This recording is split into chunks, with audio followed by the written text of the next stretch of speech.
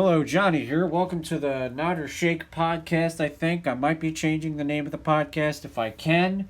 I'm not even sure if this is going to go on the podcast itself. I had a lot of trouble getting this on the computer. I have no idea what happened. I updated my computer and everything was just. Um, Everything changed. Stuff that I was able to do a week ago, I can't do today. So, I'm not sponsored by these people. Apple, get your shit together. Um, anyway, on a more positive note, this episode I interviewed Joe Koza. Really cool dude. We talked about quite a few things. You can follow him on his Instagram, Joza. That's Koejoza. He's promoting drumming for the band, Black Satellite, and just drumming in general. Really cool dude. Just a heads up, I did this interview in April. Not really sure when this goes up, but as you know, we recently went through quarantine. We still are. Not as heavy, I guess. So there might be some little inconsistencies of what's going on today as opposed to what was going on when this interview would happen. So if there's a part where you're like, what are they talking about? It's because it took me a while to get to this. It's funny because we were talking about procrastination and all that, and I admittedly procrastinated. But here it is, hopefully, because I don't know what other nightmare is going to be thrown at me. The Nod or Shake podcast with Joe Koza. Let's get rock and roll.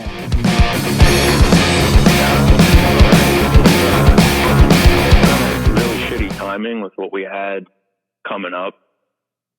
We had a lot of plans to move pretty quickly, and then it seems like almost out of nowhere, Yeah. This all hit. And it's kind of like you're walking a fine line because part of you is you're really bummed out, but at the same time, it's like there are people that are going through 100 times worse right now. So I'm trying to just, put it into perspective and just appreciate what I do have and just keep busy. Absolutely. Now, just for context, what happened? I mean, obviously, I know what happened, but for people who are not familiar with what you do, explain to what happened with what you were going to do, and then obviously Corona hit. But what was your plan before this all happened?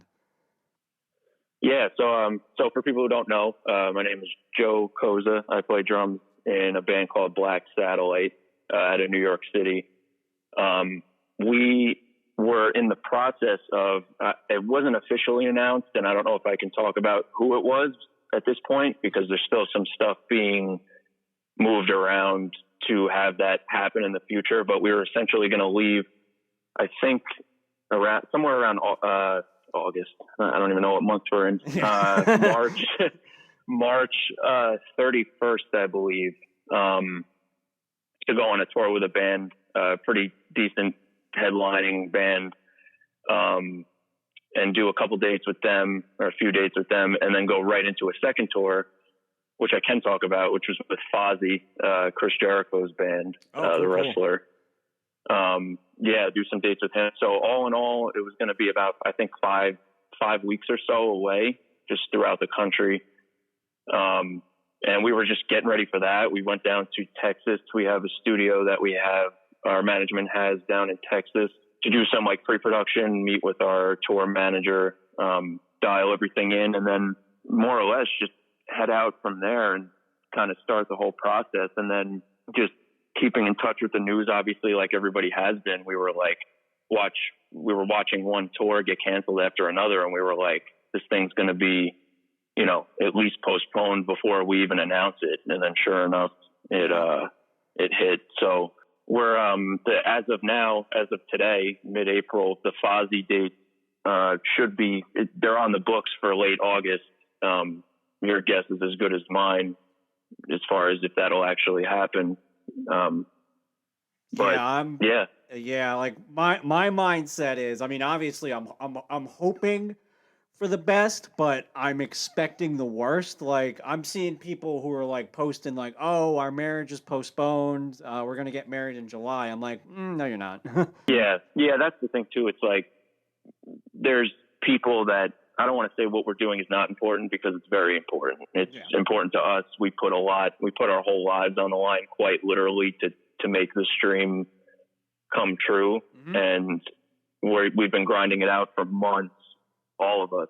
And it's a scary thought that what we're doing and what we want to do relies on big gatherings of people. And that's like the last thing that anybody wants to be thinking about right now. And, I try to think like, people are going to get married.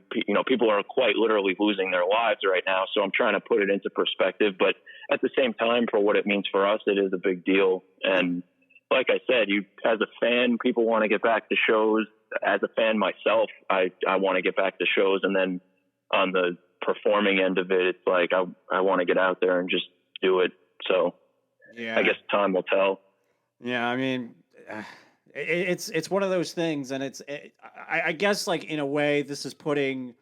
Hopefully, this is putting a lot of things in perspective. Hopefully, this is an eye opener that stuff can happen to us, whether we think it can or not. You know what I'm saying? Yeah, and it's crazy to me that even throughout this, people still have that mentality. I don't know if it's denial or if it's just you hear it on the news and it's just numbers and figures and they become fact. Even when it's not a time like this, I try to just take inventory of what I have and, not take it for granted. Anything from something small, like going in and grabbing a cup of coffee somewhere, to the bigger things like, going to a show, or even bigger than that. Yeah, man. Life is fragile. And hopefully, after this, I hope people can, at least even if it's just for a little bit, it'll be nice to see people out and hopefully being kind to each other. And on the show end of things, I hope that it's just one big massive fucking party. Like I hope people just go out and just go crazy and say, "Hey, I'm not going to be a dick to the guy next to me," because you see a lot of that too. But like the next concert or the next movie is going to be such a special occasion that, like, especially like a rock concert, like, oh my God, like, my brothers and I were supposed to see Killswitch Engage, and whenever that happens, dude, it's gonna be 10 times better just because of the grim circumstances we came from, Right. Yeah. I look forward to that anyway. Yeah. Like if I'm at work or something during the day and I know I have a show that night or even that week, that month, I'm looking forward to it. So after this, it's going to be like some of the ways I'm killing time right now is just like going back, and I do this all the time anyway. I'm like you, where I could keep myself entertained at home forever, but just watching live shows and sets from festivals and stuff. And it's like to be able to get back to that, it's almost funny to see it, because now it's like you can't even walk into a grocery store and not have second thoughts, so that'll definitely be cool once we can achieve some sort of normal, I guess you could say. Yeah. All right, man. Well, on to, obviously this is something that's happening, and I'm sure this is going to come up several times during the interview just because of the circumstances. But this is about you and your stuff that you're doing. So I want to try to ask some questions about you. Obviously, if you want to just stress out about what's going on, obviously you're more than welcome to. But I usually open this with my first question. Obviously, it would be weird not to ask what's going on with you during these times. So this is, I guess, the second question. Living or dead, who is someone you would like to have dinner with, and why? That's always, whenever I hear these questions, it's always like, you can't help but feel pressured a little bit because there's so many people. Yeah. Like you could go in any direction with it. Mm-hmm. I think for me, I would have to choose Chris Adler, formerly of Lamb of God, drummer of Lamb of God. Why is unfortunately. that? Just because, why would I have dinner with him? Yeah. I think in terms of what his influence, drumming and non-drumming, his influence on me coming up as a teenager, especially from, I would say, around age like 15 or so, right through to like where I am now, really 25. Yeah.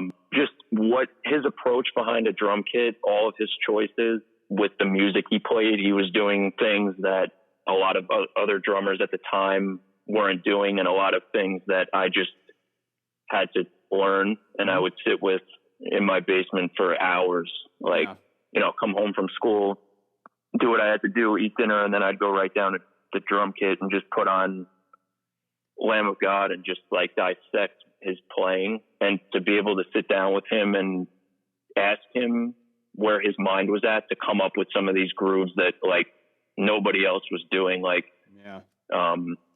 anything from like footwork to like riding on a splash cymbal, like nobody was really doing that.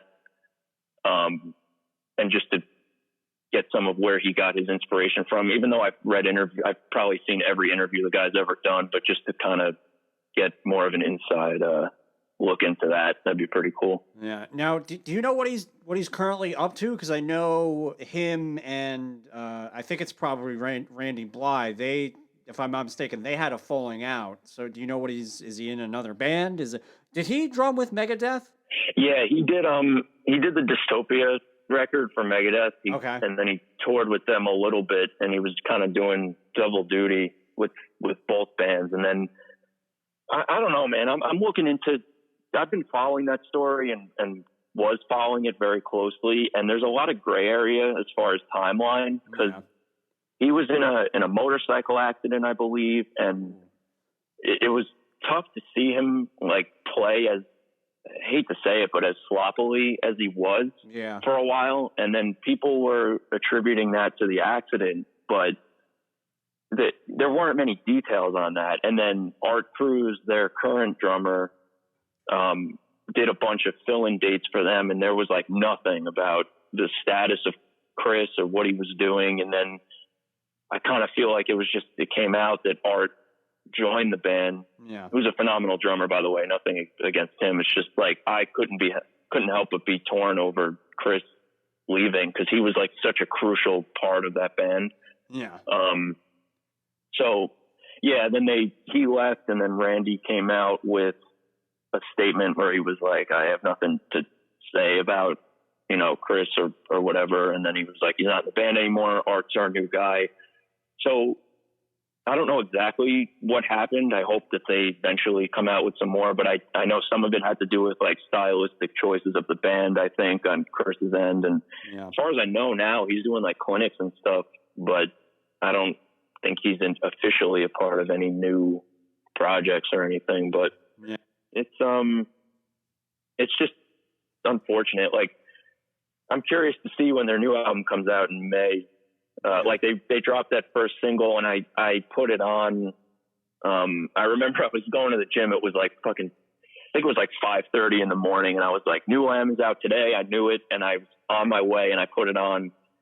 And I wish somebody could see the face that I made at my radio, where I was just like, what the fuck? Because it sounded like, it still to me sounds like a B-side from like Resolution or something. Yeah. And I was like, and again, I will defend them to the death for most things that they do, like I said, but I was just like, why is this so much of like a formula? And it's just, and I was like, maybe Chris, had a point with what he's saying. And then they came out with that second single, and I was like, all right, this is pretty fucking, this is legit. So I'm curious to see how the album sounds as a whole. Yeah. You kind of know what you're getting with them to an extent, but lately they've been throwing in some surprises. So we'll see. So you probably you could have a different answer for this question. I mean, if it's the same, that's totally fine. But a follow-up question is, who inspires you to do what you do? Who inspires me? That's tough, because there are so many people. Most of them obviously are going to be musicians. The vast majority of them are people in music. Yeah. But I I came to this conclusion recently about myself. I was thinking about it because I've always felt that I've been a little bit of an outlier as far as a drummer. Okay.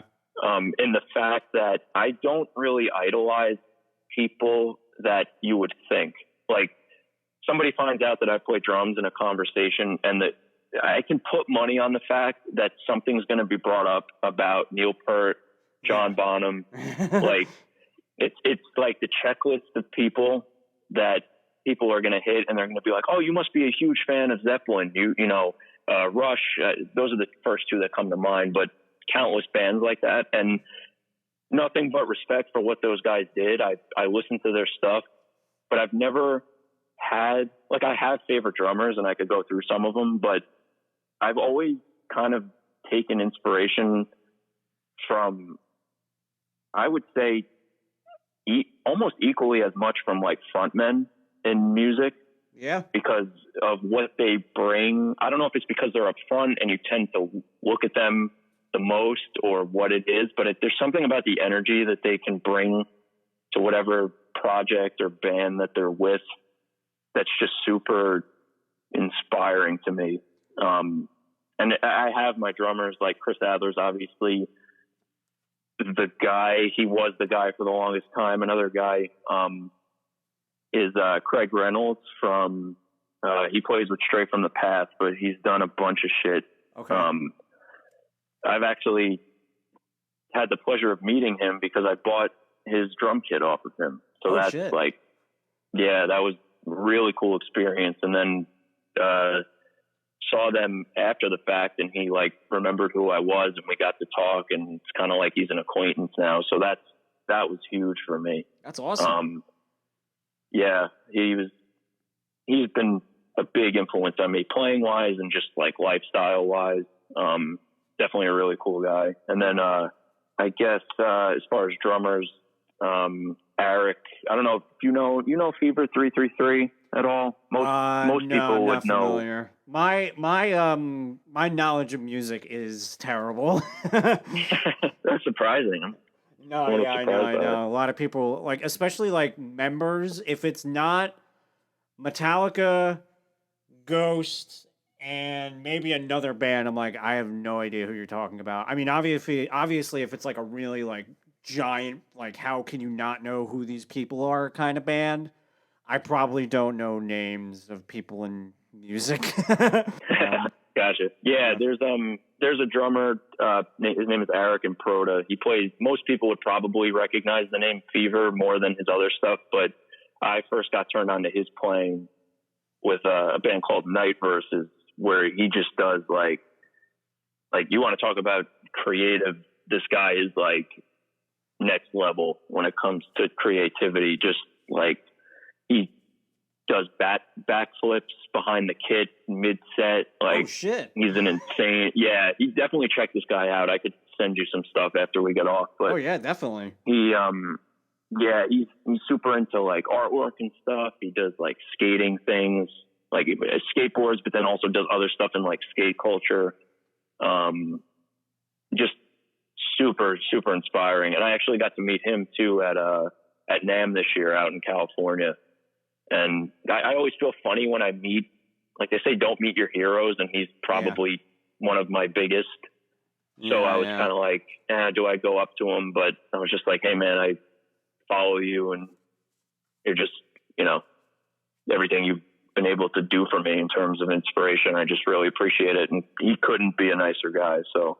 Oh, that's cool, man. It's always like, cause whenever I see like a famous person, I'm like, I don't want to say what someone has said to him like 1,000 times, because then he's going to be like, okay, cool, whatever, thanks. And I always end up in the trap of going up to somebody and saying exactly what someone has probably said 1,000 times. And of course the person's like, thanks, cool, go away from me. Right. Yeah. So, yeah, there's always a fine line where you want to show your appreciation, but at the same time, it's like, how many chuckleheads are going up to this guy after he, either exhausted from playing his set. I mean, I'm sure it never gets old, but at the same time, it's like, hey man, can you take a selfie with me? And it's like, I could kind of, pass that up and let them be. But the dude was standing right next to me. So I was like, hey, but yeah, I'm trying to think, in terms of inspiration. Yeah, those are probably my top as far as drummers. And then as far as the frontman thing, there's a few, and not even just frontmen, but singers in general. One guy that comes to mind, people might not know of, but I definitely highly recommend checking out, is a guy named Raymond. Okay. He's a singer, and he's just, lately I've been diving deep into a lot of his stuff. He has a very interesting outlook on music and his just his whole image and branding in a good sense. I know that term is kind of, people kind of shudder when they hear it, but his whole image and what he's putting out there, I'm just really captivated by, is a good word, I guess. And he kind of has a persona that he speaks from, and some albums come from that person. And it's just really cool to look into his lyrics and then see his live show. It's almost like a big production rather than a concert. I love shit like that. That's why I'm like, so, I mean, I wish they would do a little better at what they're trying to do, but that's why I'm like all about Ghost. Like, I love the production, and I think they need to focus on, because they have this whole giant story that they're trying to tell, but it's like so inconsistent, and it's so sporadic that it's like you're putting work into this, but at the same time you're not. So it's hard to get into the story. So just play your music. Yeah. But no, I love when artists really, make a concert like an experience. I saw him actually, I think it was last summer. And this guy, I feel like he has the potential to blow up, or he could just as easily stay the way he is. And a selfish part of me wants him to stay where he is because of I guess you could say, the magic of what he does and the way it comes across. Like seeing him in a small club in Brooklyn where it's just him. Now I think I was actually supposed to see him this month, and then this whole, where we are now. But he the last time I saw him, he has a band now, but when I saw him last time, it was just him, and he had like a magician open for him, which was cool. Like, yeah, I was kind of like, am I at the right place for a second? Right? Like it was, I just have never heard of anything like that. And then he comes out, and there's kind of like skits in between of him telling the story of who this other persona is. And I don't want to get too into it. If people want to check it out, then I highly recommend it. The thing I found is like the stuff that's getting the most attention right now. And I don't want to go into a rant about like what people say about the state of music and stuff, but the argument that music isn't what it used to be, I think, is just the laziest, most uninformed argument you could make. Yeah. I think that if you take what's being spoon-fed to you on the radio because people are buying airtime, and you think that that's music in 2020, and that's it, I think that that's what you deserve to hear. Yeah. And I'm not even saying all of it's bad. I love a good pop song as much as the next person. I think Dua Lipa's new album is good. Like I think if it's a good song, it's a good song. No, but I'm on the same boat, man. Like if a Justin Bieber song is good, I'll listen to it. But it just so happens that most of it isn't. But I'll say if it's good. But no, I'm 100% with you. I think that's kind of like the state of like all of our media, unfortunately. Like a lot of people go like, oh, all movies are the same, all books are the same. It's like it's not. You're just watching what's being advertised and what has billions of dollars. There are movies that are playing in theaters that you don't even know exist. I mean, there's probably a new movie out on Netflix every day. You just don't hear about it because it's not on Facebook, it's not on Instagram, and it's, as a creative person, I mean, you probably know this as well. It's just, it's very frustrating because it's like, I have content and you're complaining about no content, but you're not listening to my content. Oh yeah. Yeah. So, It's especially during a time like this. Like I can understand you get stir crazy and you're sitting around and you could say you're bored, but like the amount of access that we have to yes. people that like you would never hear otherwise. Like it's almost like another, I don't want to say golden age, but like all you have to do is go on a website like Reddit. Like there's a subreddit for you and what you're into. I can guarantee you that you can find something that you'll like. Like I'm pretty sure I stumbled across Alan Raymond years ago on Reddit because I was on a subreddit for, you got to dig a little bit, but once you find it, you're like, oh my God, this artist that has less than 1,000 plays on Spotify. Yeah. Not saying that's him, but I found plenty of people that like you would never know about. And again, like anything in life, you look back and your mind tends to selectively remember the good in anything. Yeah. So of course, when you think back to music, like nostalgically, like people now that are in their 40s, 50s, 60s, and you're going to look back and say, yeah, like, again, not to go back to Led Zeppelin, but it's just one of the examples I hear the most. Like, yeah, that was when music was real. And it's like, well, you're selectively remembering certain artists. I'm sure there was nonsense that was coming out then, but you just don't remember it as well. Yeah. And now to compare a Led Zeppelin and then say like, well, now all you hear is mumble rap. It's like, well, you're not looking any further than what you're hearing on a Z100 or whatever. Yeah. So to say, because you haven't seen it, that music's not what it used to be, and that's that, to me, like you can find, to get back to the main point in me going on this rant, it's like a band like Plague Vendor, Plague Vendor's not a huge band, but I saw them at, a record shop in Brooklyn with a stage area in the back, and they're a touring band, but it was a small room of people. But those shows, you tend to get the best, for me at least, like the best performance typically the best performance for the least amount of money and the best vibe in the room that you could ever imagine. Like a place like St. Vitus in Brooklyn, small metal bar. Tickets are like, you could get a ticket to a show for $15 and walk in at the door. You could meet the vocalist of one of your favorite bands or anybody in the band who's selling you a t-shirt at the end of the night and get an experience that you wouldn't get in an arena or something. I'm not saying there's anything wrong with arena shows. I go to arena shows, and my favorite band of all time is Metallica. They're going to play arenas and I go, but there's so much art and so much effort and so much intention being put into art in so many different areas that all you have to do is like open up fucking Google and look for it. Yeah. So, I mean, maybe I'm wrong, and this is my little rant, but I think our issue is I'm guilty of this too, and I think everybody is a little guilty of it. I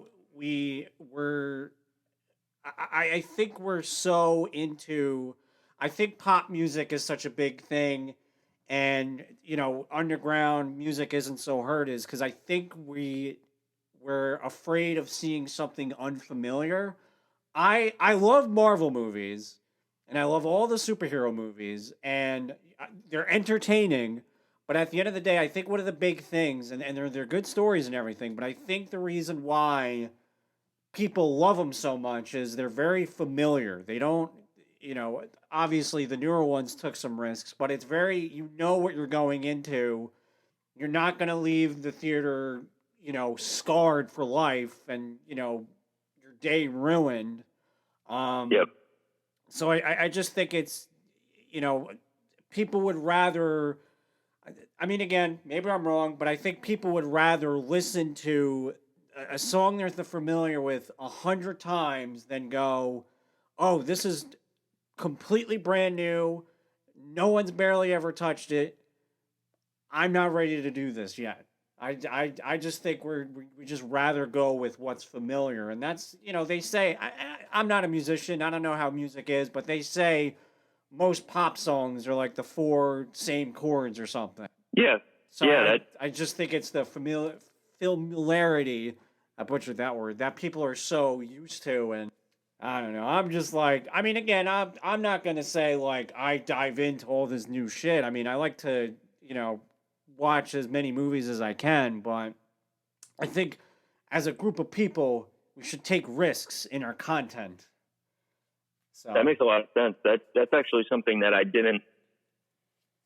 guess I'm not as quick to consider and then as you were saying that, I'm like, that's a good point. And I think I'm just as guilty as the next person. Like, even if I find 10 new bands or something, I'll make a playlist out of them and then stay familiar in that for a while. So I definitely can relate to that. And I also don't mean to come across as preachy. Like, I know where all the best stuff is and other people don't. Like, nothing like that at all. It's just when somebody asks me, if it comes up in a conversation, what I've been listening to, and I'll say some names and I just kind of get a blank stare. And then they'll, at the same time, not even that it's wrong that they don't know those bands, but it's like, I'm like, oh, well, what is some of the stuff you're into? And I can already predict what they're going to say most of the time. And then they'll, in the same breath, complain that, they're bored or, I just haven't found anything else. And it's like, well, have you checked this out? And they're like, no, not really.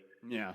So, I think now is, in a weird way, like, so many people who depend on the industry to get by, it sucks. But at the same time, there's a lot of opportunity to do some digging on the fan side, and then a lot of opportunity for younger or newer bands or people who are known maybe a little bit less to get on some of these new platforms and push their digital presence even more, because that's where everybody is. Like, you're inside, there's only so much you could be doing. So and it's so rough. Like, I always have this back and forth where I'm like, I love all this stuff that we're getting, but also it sucks because and again, if I sound like an asshole and you're listening to this podcast, you can just turn it off, whatever.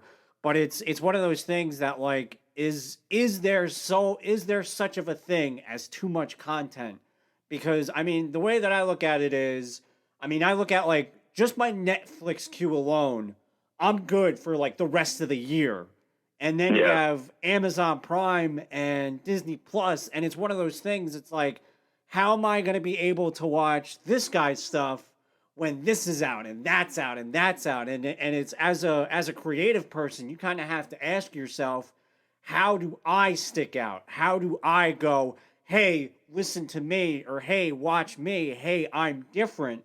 So it's one of those things that, like, everybody kind of has a job to do, whereas the creative person, their job is to separate themselves from everybody else, and as a consumer of content, they have to go, what's something else, I guess, for lack of a better question. But that's always something I think about, because I'm in the same boat. I would rather live my life with doing creative stuff, and that's how I live my life. But it's hard because it's like, hey, look at this video I came out with, and then 20 other people came out with the same thing that's funnier or better or the same thing, Yeah. It's easier and harder than ever, I guess, to get it out there, because you have the ability quite literally at your fingertips, but at the same time, I mean, look at me, I'm making a podcast. I think a lot of it has to do with sticking to what you're trying to do. Yeah. And really coming up, and again, back to the word brand, but it really is like being firm in your brand and what you want to put out there, and not wavering from that, and just the perseverance and the persistence to keep putting it out there, and not just jumping on some hype train because 10 other people are doing it, and that those titles are what's getting clicks and whatever. I think if you, it might be oversaid at this point, but I really think that if you are saying the right things and your content, for lack of a better word, whatever you're creating is good enough,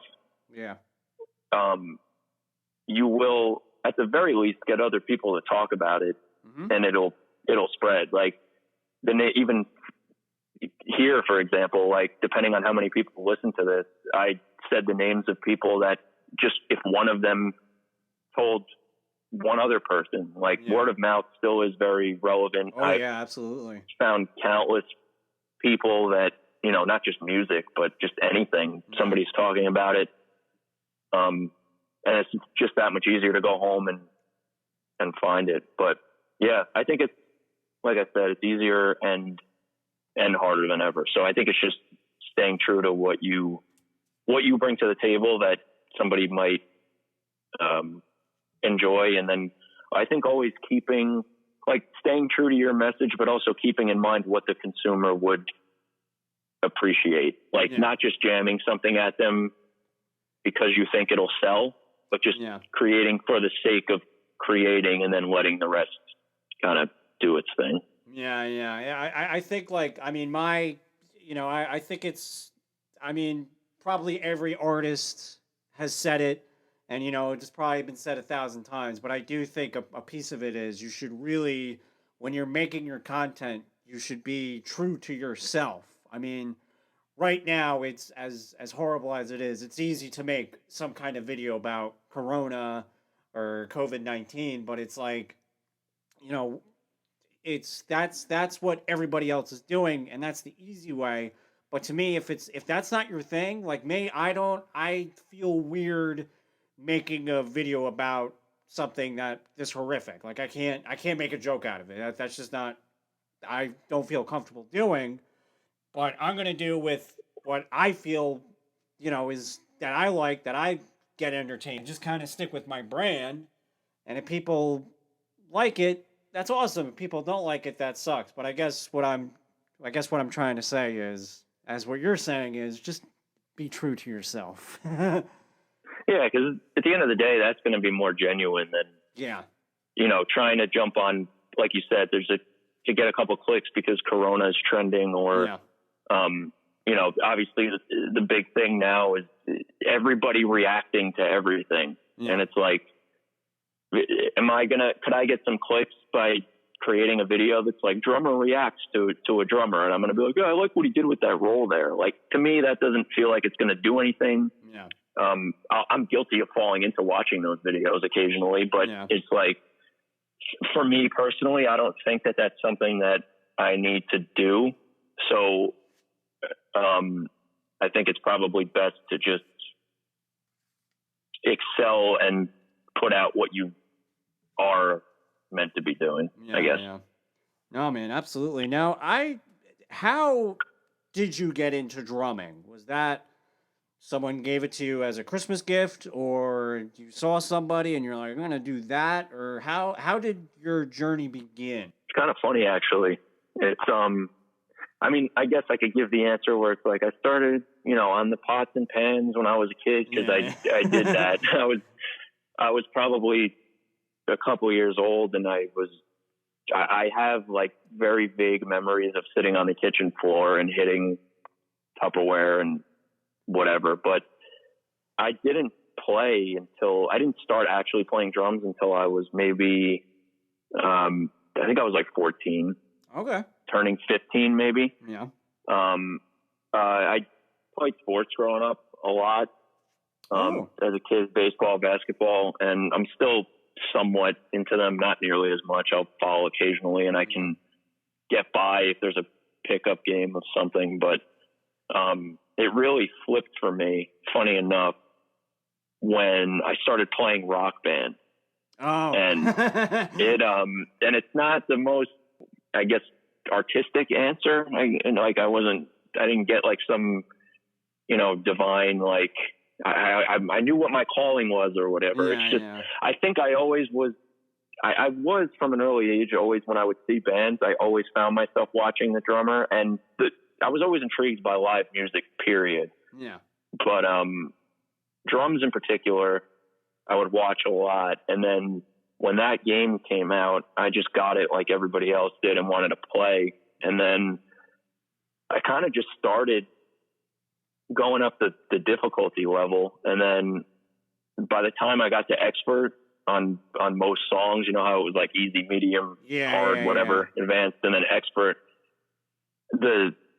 for the most part, expert was just what the drum parts were, but the colors, like snare drum was red and hi-hat yellow and whatever. Yeah. And I was kind of like, I remember one of my best songs was Injustice for All. Nice. Metallica. I think I like used to gold star that, which was that was like my big thing when I was like 13 or something.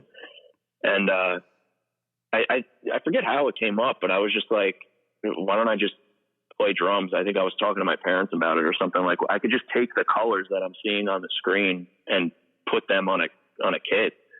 And that was like my simplistic way of putting it then. So I think I was like 14, or maybe it was like for my 15th birthday or something. I got an electronic kit, and I kind of just started by taking songs that I knew on Rock Band and memorizing the color grid and playing along, and then going from there, just taking songs that I liked and trying to learn them by ear. And throughout the years, I've taken lessons with a few different people, and I've gotten stuff from those lessons, and they've definitely offered me a lot, and I've gotten a lot from them. But the vast majority of my learning and what I take to is really just taking influences and trying to learn what other people are doing, and then trying to work it into my own playing. So a lot of covers and stuff, obviously, growing up, but just taking what I was naturally drawn to and bringing it into my basement and saying, what can I do with this? And then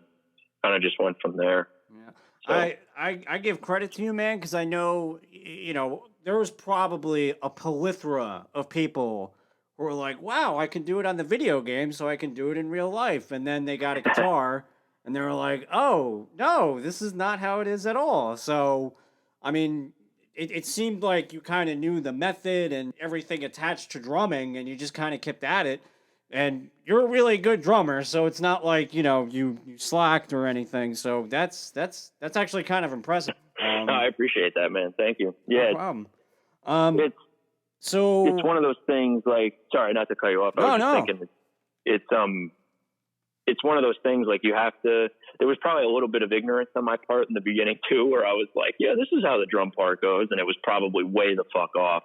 But it was like playing a much simpler groove than what the song actually was. But it's just one of those things. Like, you keep at it, and you where other people fall off, where they, like you said, I could do this, and then they kind of just give up. I think it's just like we were saying before, the perseverance aspect of it, where you just keep at it. And I think it's equal love, and just because you love it doesn't mean you're always going to love it. Like, I don't know how many times I've smashed the shit out of my drums, and it's not good for them at all, but just out of frustration. Like, I can't do this for a week or whatever, and you just step away and give it the time it needs, and then you go back, and it's just a process. No, yeah. I remember playing that game because they came out, I think it was Guitar Hero Metallica, and I did the guitar and the vocals. I was like, I could have a concert and people would really like it. And then obviously that did not happen because I can't do either of those things. Appreciate it, man. So I just want to say, this is your definition. I don't want you to think about textbook definition or what, somebody else said. This is what, in your heart, what it means. But how do you define creativity? It doesn't need to be this long thing that's philosophical. It could be literally one word. I'm leaving that answer up to you, and it's not right and it's not wrong. So how would you define creativity? I got to think about that. No, take your time, man. Creativity is truly bringing what you bring to something. And I know that as a statement in and of itself doesn't mean much, but I think I don't want to define creativity by saying what it's not, but I'm kind of going to do that, but it'll all come together. I promise. Okay. I think to say you're being creative because you play something or whatever, and you're just going to straight up rip something that somebody else is doing and say, oh, well, I'm a creative because I play an instrument, and people say playing an instrument's creative, or I paint and that's creative. I think that is a slippery slope, and eventually I don't want to say you'll be exposed, but I think being creative is taking every influence and every experience that you've had, good and bad, and putting it into something. Mm-hmm. And it doesn't have to be like, I play an instrument and these are all my favorite bands and I'm going to combine all of them and that's going to be my thing, but everything. Like if you see a movie that makes you feel a certain way, if you get inspiration from, a lot of times it comes to me in the car. Like if I'm sitting in traffic and your mind goes through whatever your random thoughts are of the day. You get inspired by something you see on the street. Mm-hmm.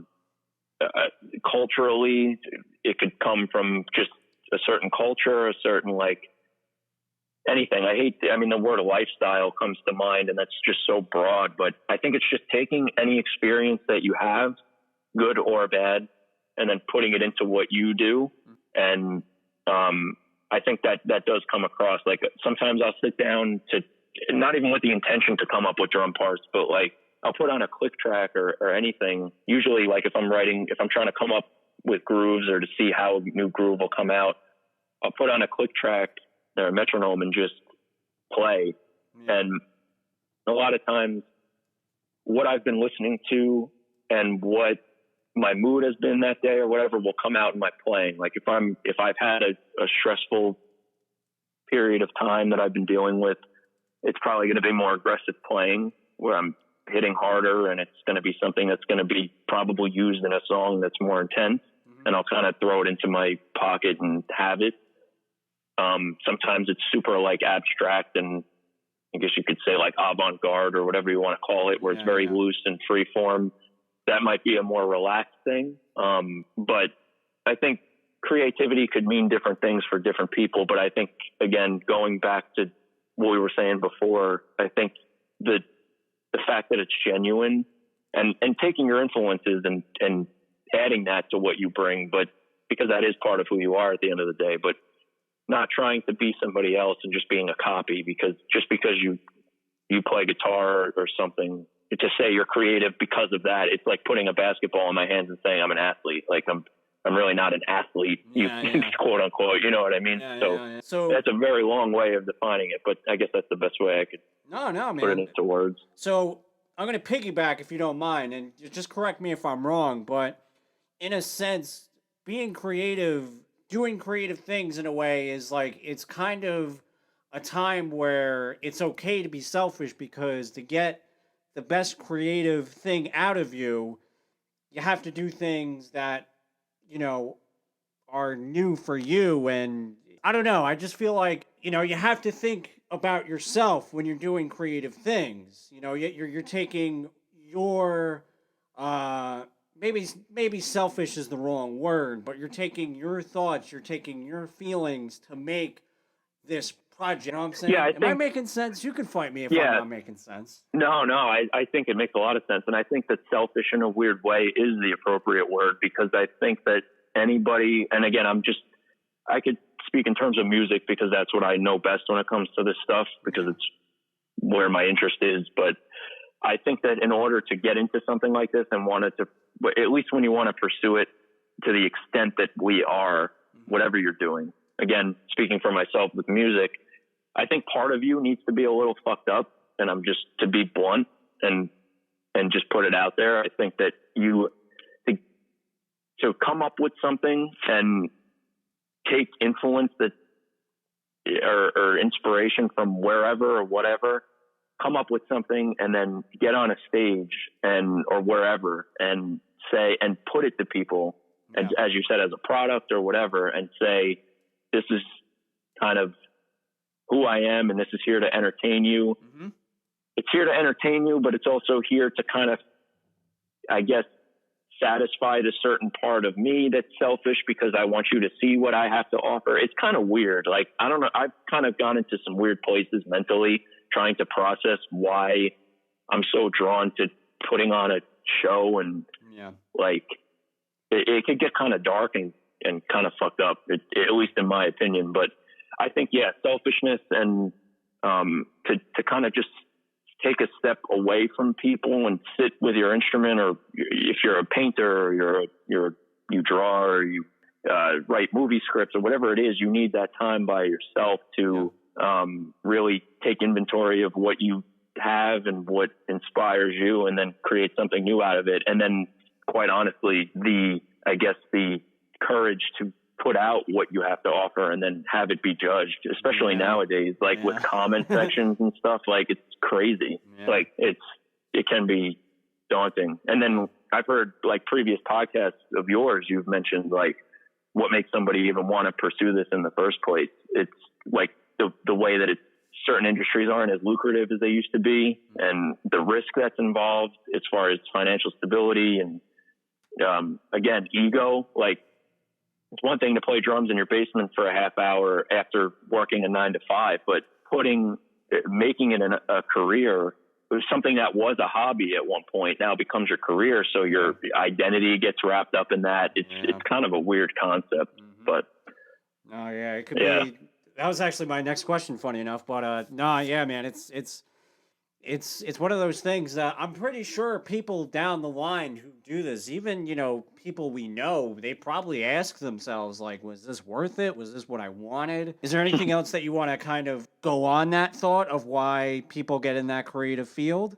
I've had general thoughts about all these topics, but then when you're asked to dive deeper, it's interesting. It's I like it though. I guess I'm curious, and I don't want to pry or anything, but you have mentioned that, and again, it's personal stuff, so I don't want to get too much into it, but you have mentioned that, creatively you have gone to dark places. So knowing that, probably ask yourself is, if I go into this dark place when doing creative things, why do I want to make this a job? You know what I'm saying? Yeah.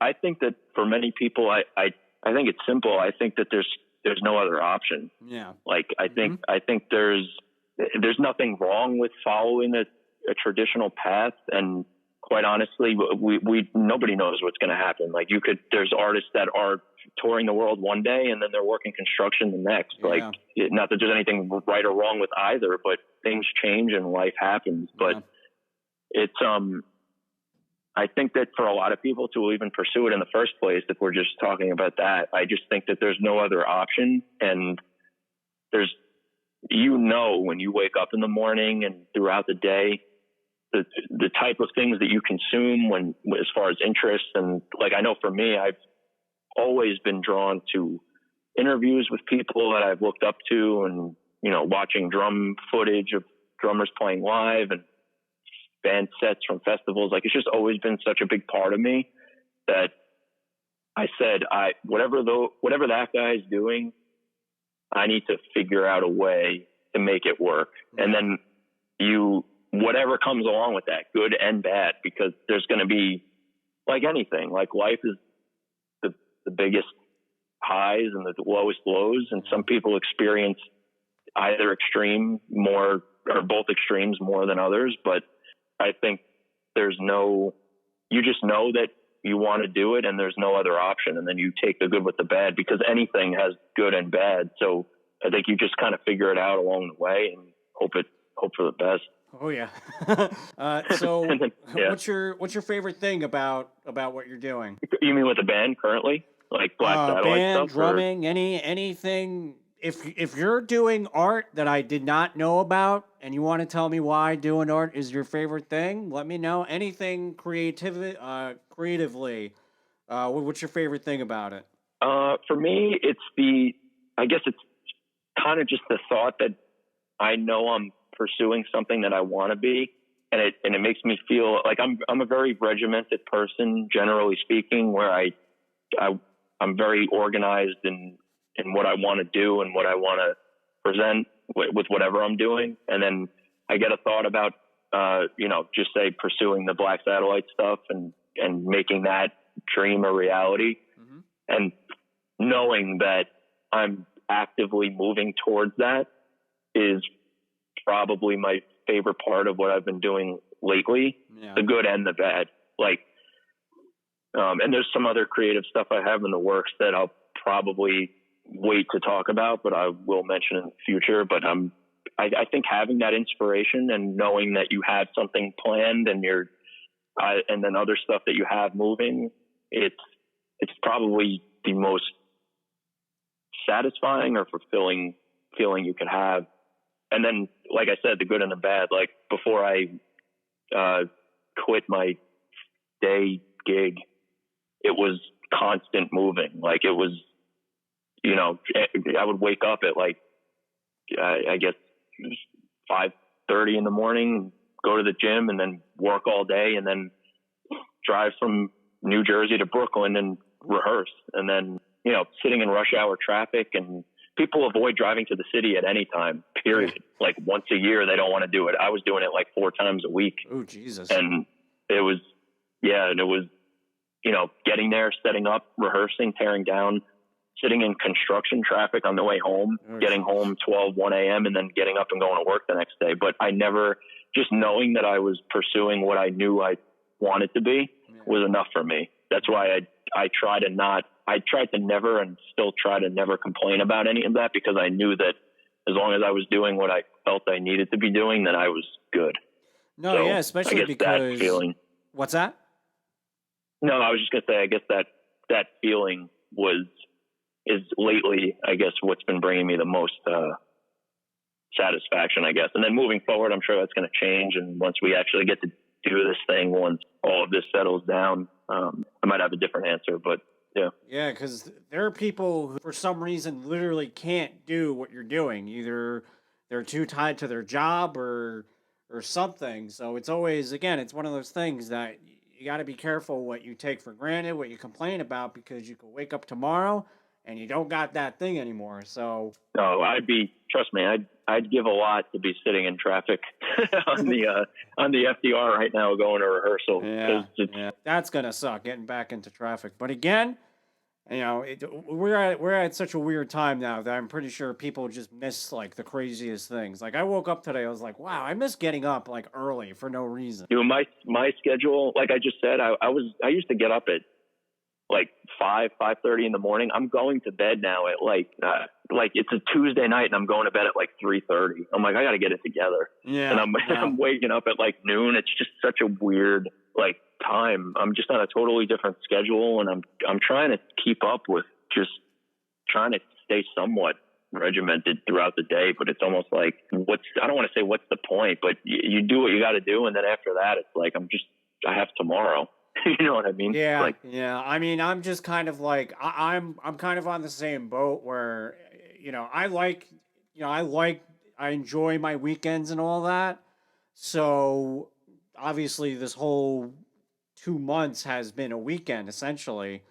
But yeah. I just feel I just feel one of these days, because I'm like you. I go to bed at a terrible time and then I wake up at a terrible time, and I think to myself, is one of these times I'm going to wake up and I'm going to get a phone call that's going to be like, okay, we're back to normal schedule, and it's like, oh man, I wasted all this time off sleeping. Yeah. I don't want to regret what I have been doing with the time I have, just in case that time gets snatched away from me. Yeah, I think for me, more or less for me, the schedule's just shifted. So I'm still getting getting stuff done, but it's just at different times. Yeah. Like I'd be going to bed by like 10. Now it's just shifted 5 hours later or whatever it is. But I'm trying to use the time to stay up on my drumming chops and get down. Like I live in a townhouse, so it's tough it sucks. I'm not playing a real drum kit and I don't have access to my kit, but I'm lucky enough to have a Roland electronic kit. So I'm trying to just stay up on that. I run our live set a fair amount, to just try to keep up on that. And then my own personal stuff I go through, and just like body weight workouts and whatever I have access to. And then the other thing I've been doing too is trying to go through my record collection again. Oh. And I feel like for somebody who's so as into music as I am, I want to be more intentional with the listening that I do. Okay. Whereas, a lot of people, and me included, a lot of the times you end up listening to music, you're on the internet or you're driving and you're doing something else. Yep. But the thing that I love about vinyl is sitting down, and I guess this is going to sound so pretentious. It's just so true. Like, I guess, like, taking in the art the way it was intended to be received. Yeah. So, like, there's a reason that artist picked the artwork that they did. There's a reason why the inside of the vinyl looks the way it does, and just trying to sit with it and get a good pair of headphones on and read through the lyrics. And already, like, I'm seeing things in lyrics from bands where I'm like, oh, that could be like 2 or 3 different things. And then did the instruments do this behind it for a reason, where there's like a hard stop after he says that line, because that hits kind of hard, and it's just like a whole new way to see it. And I didn't really necessarily have the time to do that before as much as I would have liked to. So I'd really like to keep up on that too. But yeah, I think it's like anything else. It's how you use it, you know? Absolutely. And I just kind of hope if you're listening to this podcast, listen to the rest of the episode, obviously, and then do something. Because, like, I mean, I hate to talk about the internet and all that on my podcast, but, like, I do see, like, a few... And listen, people can do whatever they want to do, and people are going to deal with this... People are going to deal with this the way that they're going to deal with this. And I don't think anybody should go, oh, you can't do that. Listen, if you want to go in a corner and cry for 5 days a week or 7 days a week, be my guest. You know, that's how you cope. That's part of the part of my day that I haven't mentioned. I cry. I have penciled in crying 2 hours per day. But, like, having said that, though, you have all this time to do something. I feel like you should really take advantage of it, because you don't know when you're going to have this time to do that again. I mean, unless you're going to take a giant, huge-ass risk and just quit your job and quit everything you're doing to work on, you know, your thing. I mean, it's very hard to do that in this, you know, not to get political, but in this economy and all that. I'm like, man, you got time off. I mean, if you're one of those people that got unemployed, you should do something with that time. Get a new experience. Learn to play a guitar. Learn a new thing. Learn something that you could add to your resume, so when you get another job, you can go, hey, I did this shit. But that's kind of like, I mean, again, spend quarantine however you want, but I do suggest that people should, at least by the end of this, achieve something. Even if it's like, I lost a pound today, you know? Or I gained a pound. Just, I don't know. Yeah, it's found time. Like, everybody's always, I mean, for the most part, unless you're dealing with somebody who actually has fucking coronavirus, then do what you got to do. But for the vast majority of us, people I know at least, you're sitting home, and it's time that you're always complaining you don't have, because people are like, I'm working, I got to work extra hours, and now you don't, and now you're like, I'm bored, like 3 days in. Like, there's so much there's so much to do. And even if you don't want to do anything, then that's your choice. I spend many days fucking scrolling through Reddit, and it's like, I haven't done anything in 2 hours. I should probably do something. And that's totally fine. Yeah, I mean, but at this point, in short of like murdering somebody or committing a crime, it's like, at this point, it's like, there shouldn't be a, like, oh, don't do that. It's like, I mean, what the hell am I supposed to do? Right. You know, it's like... Yeah, everybody's going to handle it differently, and it gets me when people are like, I can understand being bored, like, don't get me wrong, but it was like 3 days in, and I'm like, you're gonna live, it's fine. Like, you're in your house with a fully stocked fridge, more than likely. Like, you're not like dying in some like jungle somewhere where you're like, you know what I mean? You have access to things. It's one of those things where it's like, okay, you're bored, well, there's doctors, nurses, people who are sick in the hospital. Count your blessings, friend, you know? So, I mean, I hate to be critical, but it is one of those things where, like, when I see, like, people like, oh, I'm freaking out because I'm bored. I'm like, what? Yeah, and it becomes so, I guess because it's so in your face on social media and stuff, just seeing what people are putting out there. And it's like, there's enough negativity in the world right now. I don't really care to see how bored you are, but I guess that's another topic. But another thing that during the time, I guess I was like, I want to learn how to like properly make coffee. Oh, yeah, so I'm kind of in the process of starting that. The only problem is everything's back ordered till like May, like all the stuff that I need. So that's on hold. But stuff like that, like I would never have the time to really delve into that as much as I do now. So yeah, I know for myself that I could make, I don't know, I could make a house outside my backyard. I know for a fact, because this is just who I am.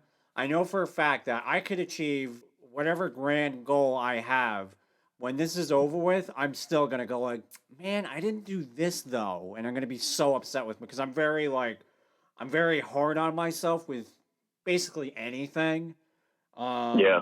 But No, I I'm the know same way. Yeah, I guess it's one of those things. Like, there's always going to be something. Like, I was actually watching a video recently where somebody was talking about how you spend your 20s, and it was like at the end of it, this guy has been working on setting up a life for himself that he likes, and now he's at a point where I think he's like 30 something, and he is living that, but he regrets not partying more. Yeah. And he's like, how fucked up is that? Like, I have what I want. And then he has friends who did party and now they regret not working on something. I think it's just always like grass is always greener kind of thing. Yeah. I think as people we're always hard on ourselves about something. Which is I guess is good, but at the same time it's like, listen, take it easy on yourself once in a while, friend. And then usually when you take that step back, that's where you have your breakthroughs. Yeah. It's never like hitting your head against the same wall. Like keep chipping away at the wall, but sometimes like take a step back and reconsider. So what project? I mean, we kind of dipped our toes into this before, but I want to get in more depth with this. What are you working on? It's weird asking what are you working on. It's like, well, staying home. Yeah. No, there's stuff that I mean, a little bit's a hurry up and wait scenario because we got to see how this shakes out. Like I said, with the band and stuff, it's like we're relying on large groups of people to get together, and that's like the most unfortunate thing to rely on right now. But it's trying to stay on top of that, stay in touch with the band. We're all kind of scattered right now, but keep up on that stuff, and then I'm trying to keep my chops up with the set and stuff and learn new songs because I know we haven't talked about it too much, but the band that I'm in, I'm kind of stepping into. I am the new drummer of Black Satellite, but the album that will be coming out eventually, the drums were tracked by Luke Holland. If anybody knows who he is, the YouTube drummer, he's done a bunch of stuff. He's insane, and he tracked the record that'll be coming out. So I'm trying to pick his parts apart and kind of obviously learn how to play the songs, but also trying to put my own spin on them. So keep what's crucial to the identity of the song, but then bring what I have to offer to it. So I'm trying to find that balance. So, just keeping up on that. And it's just one of those waiting games, I guess. And then my own stuff, like working on other drum things that I'm doing, like whether it's like a certain song that I've been meaning to learn or, taking apart from a song that I've wanted to learn, but then kind of rewriting it into my own thing, or exercises. Like I want to get more regimented. Like you said, it's just all day, every day. You got to kind of, because the other part of this too is like you have the time, but you're not always like motivated to do it. You have to really force yourself. That is a fair argument. There have been times where like, I want to do this today. And then I see like Netflix and I'm like, I can wait. Yeah. It's like the other night, some days I'm super inspired to do it, but then other days, like the other night, I sat down at my kid and I think it was like 5 minutes and I was like, yeah, not today. And I just knew enough to get up. I know myself well enough with playing drums now where I was like, nothing good is going to come from today. And I just walked away from it. Yeah. I think it's kind of, we kind of talked about this before, but it's cause I think we have the mentality of there's tomorrow. There's nothing going on tomorrow or the day after that or the day after that. So the unmotivation is a little bit more present than usual, I guess. So I guess I can go with that argument if someone was like, I don't want to do anything throughout this whole thing because, you always have this mindset of like, I could do it this day, this day, this day, this day, this day, this day. And then before you know it, it's like, oh, this whole thing is over. Well, hopefully. Yeah. Yeah, it definitely takes an extra push. Like, I know when everything was, I guess, quote unquote, normal, I had limited windows to actually sit with my instrument by myself. Because if I was playing drums, I was probably with the band in a rehearsal space that was being paid for by the hour. So you don't have time to do any individual practice or anything. So I had little windows of time by myself where I would say, well, if you want to get it done this week, then you have this 45-minute window, so do it. And I really had no choice. But now it's like ample time where you're like, I can do it tomorrow. So, yeah. But I think, that part, that's the other thing, too, about, I guess, creative stuff is whatever you're doing, you're not always going to be in the mood to do it, but that doesn't mean you shouldn't. Like the other night when I said I got up and I was like, not today, I just made that choice for myself because I just felt it. But that's not to say every time you don't feel like doing it, you shouldn't, because it's not always going to be fun. You know what I mean? You do have to establish a balance, because there are times that if you do the thing when you're not motivated, it's not going to be the result that you want. But there are times where it's like, I don't want to do this today, but you should, because it's sometimes you got to do what you got to do. Yeah, definitely. Is there any websites you want to give out? Instagram handles for the band? I'll post this on the website and the episode and all that, but just so people get a little extra information, do you have anything on hand that you want to throw out there? Yeah, so I'll give you the band stuff, and then I'll give you some of my stuff too if people want to look into what I'm doing. But band is Black Satellite. We're on all the major platforms. Facebook is Black Satellite Official, I believe, and Instagram is just Black Satellite. Twitter, Black Satellite. Basically, if you search those two words together, you're going to get the conspiracy theory and you're going to get the band. So maybe just put band at the end of it, and you'll find us. What's the conspiracy theory? To be honest, I'd never really looked into it too much, but I know that when I was first joining the band and looking into what they were doing, I just saw it's like Black Knight Satellite Conspiracy or something that's just like everywhere. So maybe you'll get some bonus reading when you look into the band. I actually have to read up on it. I should probably know. You don't have to answer this just in case you don't want to speak for the band, but is that where they came up with the name, or is that something else? No, the name actually has nothing to do with it. They actually get that question a fair amount. But as far as I know, that's the answer I remember. Maybe it had something to do with it. Like maybe they worked it in somewhere, but as far as I know, no. Oh, okay. All right. Well, we're basically wrapping up. So do you have anything you want to add? No, I would just say, as far as anybody who's creative or wants to be creative, just go for it. In terms of what I've been doing, it's just persevering and following I think everybody knows in the back of their head what's right and what they have interest in. And I think just follow that. And you're obviously a great example of that too, following your projects. Thank you. You're like always doing something unique and different. So if you want a lesson in being unique, definitely look at Johnny's stuff. For sure. Thank a little bit of a plug for you. Thank you. No, I mean it. It takes a lot to put yourself out there and do something new and have it be judged, like we were saying. So listen to that voice, and if you feel like you have something to contribute, just do it, because we're here once and you don't want to have any regret. So that's true. So this is the second toughest part that everybody has with this podcast. You get to name this episode, so it could be anything you want. I ask that you don't make it a political thing, like, oh, vote for this person. Other than that, you can name the episode anything you want. Oh God, I knew you did this with episode 1 too, because I had that little feature in it, and I totally forgot that you did that. I would have come prepared. Like I'm kind of like back and forth whether or not I want to tell people they can name the episode, because I like the natural here's this episode, and it's either very cool or it's very like, okay, but listen, there's no right or wrong. It's whatever you want. How about, I think it's got to be something for the times, right? Something about isolating. Yeah, isolating. You got to get them clicks, right? What's that? Yeah. I said you got to get them clicks, right? Yeah, got to get them clicks. Quarantine.